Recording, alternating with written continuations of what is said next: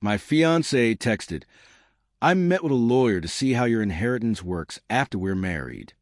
I replied, smart. Then I called my dad, explained the situation, and had myself temporarily written out of the will.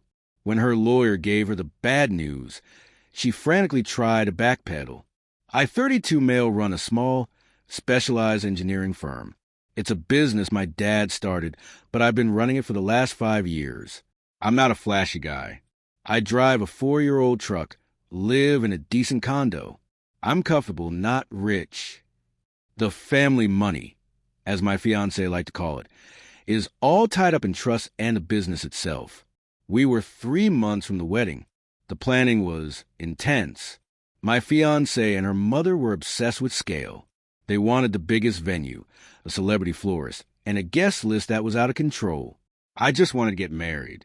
I was paying for almost all of it, but they were the ones making all the decisions. Fine. I figure it was just wedding stress. I was at the office, going over a structural analysis, when my phone buzzed. It was a text from my fiancé. Hey, quick question. I met with a lawyer today to see how your inheritance works after we're married. Just planning for our future. Smiley face. I stared at that text for a solid 5 minutes. The smiley face. The audacity. Not our assets. My inheritance. She didn't ask me. She didn't suggest we go together. She went by herself, behind my back, to a lawyer. My fingers were ice cold. I typed one word back. Smart. She replied almost instantly. Great. I'll tell you what he said tonight. Love you. I didn't reply love you back. I put the phone down, walked to the window, and called my dad. Hey, you busy? Never for you, son. What's up? Wedding crisis. Sort of. I just got a text from my fiancée. I read it to him verbatim. The line was silent. My dad is an old school guy. He built his company from nothing. He doesn't suffer fools, and he can smell BS from a mile away. Well, he finally said, his voice flat, she's efficient. I'll give her that. What do I do? You're not going to do anything. I'm going to call my lawyer. You're going to go home tonight and be the happiest, dumbest fiancé on the planet. Let her talk. Let her tell you everything. I'll handle the planning. Okay, I said. Okay, Dad. Thanks. Don't thank me yet. This is just the overture. That night, she came home, all smiles and kisses. She made dinner. She opened a bottle of wine. She was being the perfect, doting fiancée. So, she said, swirling her glass, about that lawyer meeting. It was so interesting. Oh, yeah? What did you learn? I kept my voice light, just a guy asking about his girlfriend's day. Well, he said that in this state, an inheritance is usually considered separate property, unless it's commingled.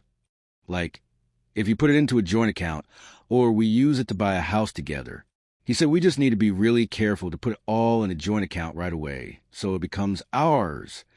He said it's the simplest way to protect us. She was smiling, as if she just figured out a great couponing hack for my entire life.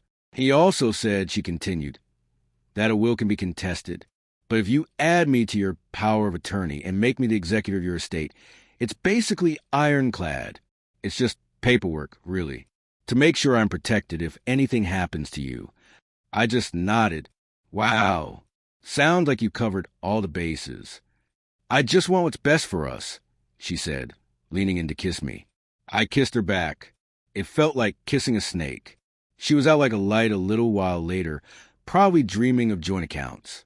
I was wide awake, staring at the ceiling, and for the first time, I was genuinely scared, but I was also getting angry. The next week, I brought up a prenup over coffee. Hey, since you're so good at planning, I said, I was thinking we should probably get a prenup, just to get everything on paper. She dropped her coffee mug. It didn't break, but coffee splashed all over the counter. A prenup? Her voice was sharp. Why? I thought we were planning together. A prenup? That's so unromantic. It feels like you don't trust me. It's just paperwork. Like you said, I replied, handing her a paper towel. It protects both of us. My lawyer can draft it, and your lawyer can review it. I don't have a lawyer, she snapped.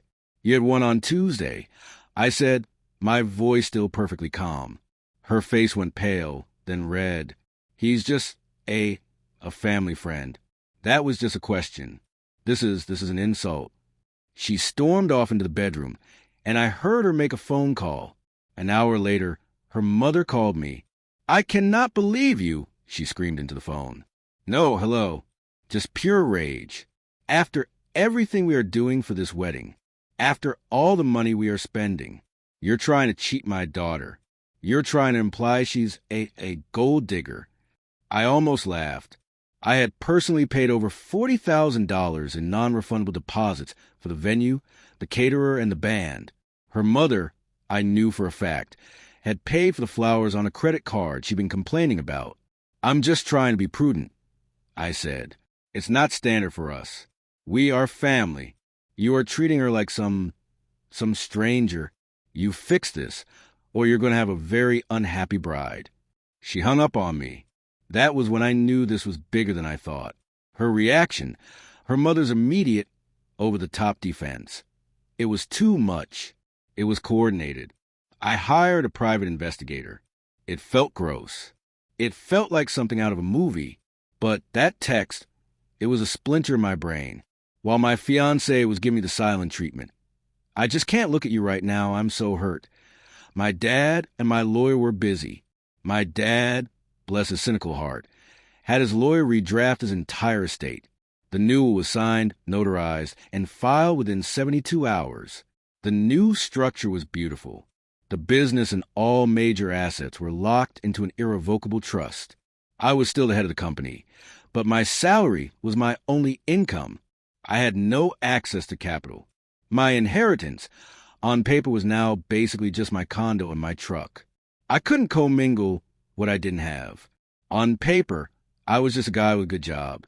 I was no longer a catch. The PI's first report came back 4 days later. My fiancée wasn't just from a modest background. She was in catastrophic debt.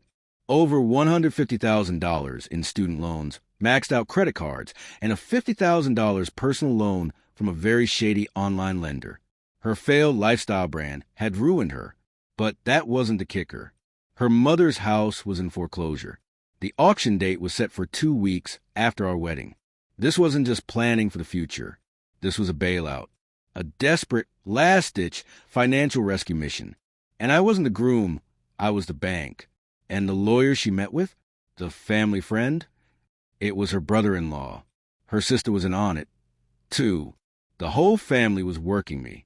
That night, my fiancée came to me, crying. Baby, I'm so sorry, she said, burying her face in my chest. I overreacted. My mother is just, she's so protective. A prenup is fine. Whatever you want. I just want you. I love you so much. The love bombing was back, harder than ever. I held her and said, it's okay. I love you, too. We'll work it all out. She had no idea. A week passed. The wedding planning was back in full swing. Her mother was sweet as pie to me. My fiancé was disgustingly affectionate. They thought they'd won.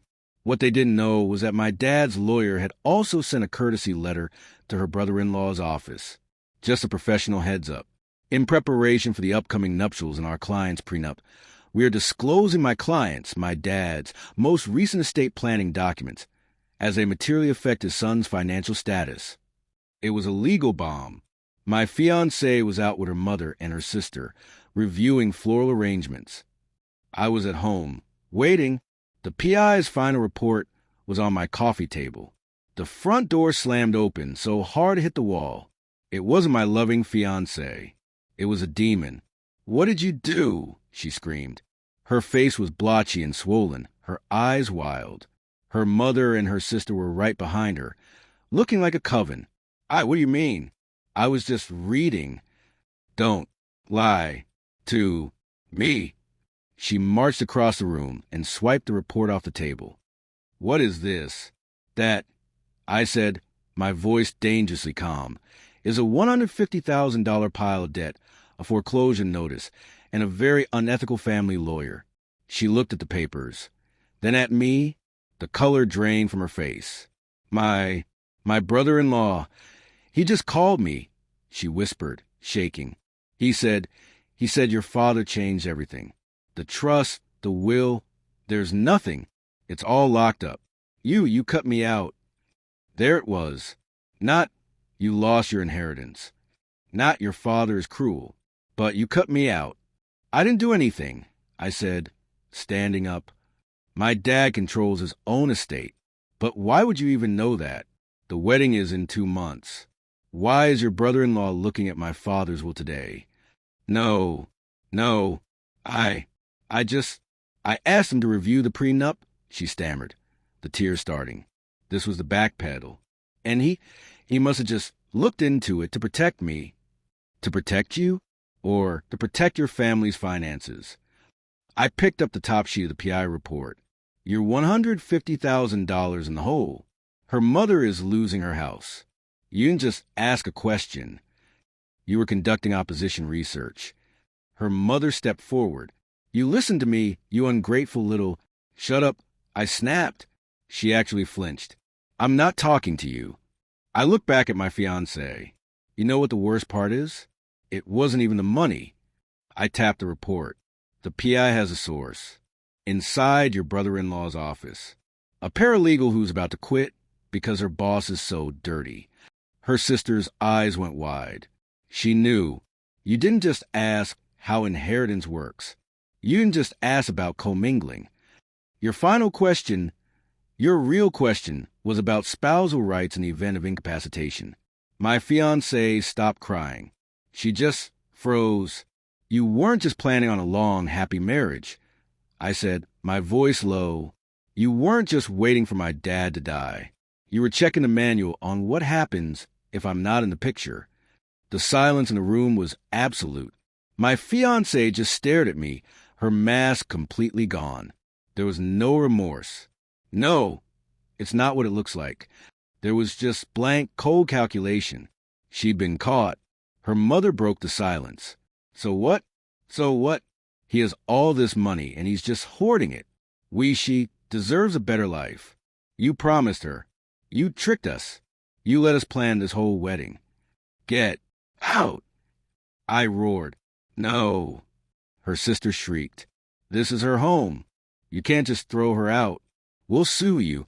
We'll sue you for breach of promise. This is my condo, I said, pulling out my phone. Breach of promise isn't a valid cause of action in this state. But fraud is, and conspiracy is. I held the phone up. You have 60 seconds to get out of my property before I call the police and have you arrested for trespassing. Her mother actually lunged at me. Her sister had to hold her back. You'll regret this. You'll be miserable. No one will ever love you. My fiancée hadn't moved. She was just looking at me. Please, she whispered. Baby, we can fix this. It was them. It was my mother. She pushed me. I love you. I really, really love you. It was pathetic. Get out, I said. She finally broke. She let out a sob and ran for the door, with her mother and her sister following, still screaming threats about lawyers and lawsuits and how I'd burn for this. I locked the deadbolt behind them. I stood in the silence of my condo. The wedding invitations were in a box on the dining table, waiting to be mailed. The next morning, I was a man on a mission. The anger had clarified into cold, hard action. First, I called every single wedding vendor. The venue, the caterer, the florist, the band. The wedding is off. I am canceling. Yes, I knew the $40,000 in deposits I'd paid was non-refundable. I ate it. I consider it the cheapest, most satisfying divorce in history. The vendors, however, were not so happy with her mother. The $10,000 she put on her credit card for the flowers and her insane 10-tier cake, that was just a deposit. She was now on the hook for the rest of the cancellation fees and balances. Her credit card company was going to have a field day. Second, my fiancé's car, an engagement gift, a brand new luxury SUV, which was thankfully 100% in my name. I called a towing company. I gave them the address of her sister's house, where I knew she was staying. I had it towed from the driveway and taken to a dealership. I sold it by 4 p.m. that same day. Third, the condo. She wasn't on the mortgage or the deed. She was a guest, a long-term guest who had just been asked to leave. I had my lawyer draw up a formal, legal notice giving her 48 hours to retrieve her personal belongings in the presence of a hired security guard, or they would be considered abandoned and disposed of. She showed up with her sister, cried, and filled 2 suitcases. The security guard told me she tried to take my TV, but that was all just cleanup. The real revenge was more strategic. My lawyer assembled 4 packages.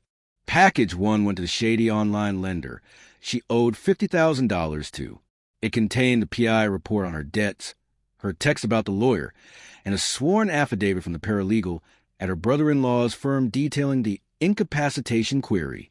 The package anonymously suggested that the borrower had been engaging in fraudulent inducement for other loans, i.e., her upcoming marriage, and was a massive flight risk.